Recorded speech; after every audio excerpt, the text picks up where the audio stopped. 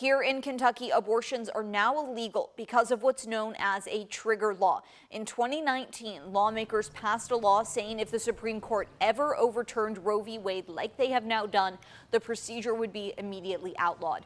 That includes clinics like the EMW Women's Clinic in downtown Louisville, where a handful of protesters gathered after the decision came down. The law does not include exceptions for rape or incest. Attorney General Daniel Cameron said he will enforce it, and if someone violates that law, they could be convicted of a felony and face up to 5 years in prison.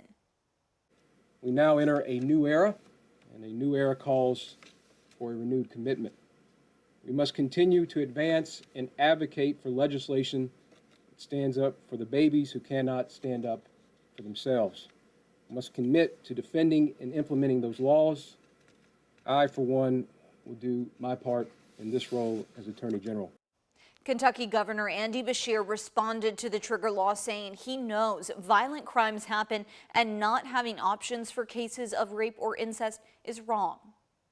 And that trigger law that was passed, that's one of the most extreme in the entire country, is going to eliminate every single option, even for that 13 or 14-year-old that is violently assaulted. The Attorney General says doctors can still perform abortions if a mother's life is at risk or she's at risk of serious injury to a life-sustaining organ. Cameron says contraception and emergency contraception like Plan B are still accessible in Kentucky. Now, does the ruling stop the procedure altogether? In a statement, Norton Healthcare says they're committed to helping women be as healthy as possible, adding, quote, today's ruling will not impact a Norton Healthcare provider's ability to continue medically necessary procedures to save the life of a pregnant patient. Norton has not been a provider of elected abortions. In Indiana, where there is not a trigger law, a woman can still get an abortion, but changes may be coming.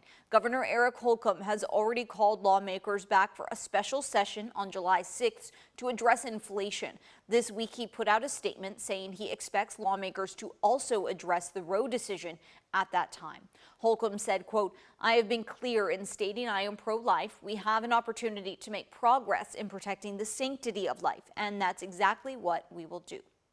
So where can women still get an abortion right now? It can happen in states without a law to ban it. Planned Parenthood has a website, abortionfinder.org, to help women right now.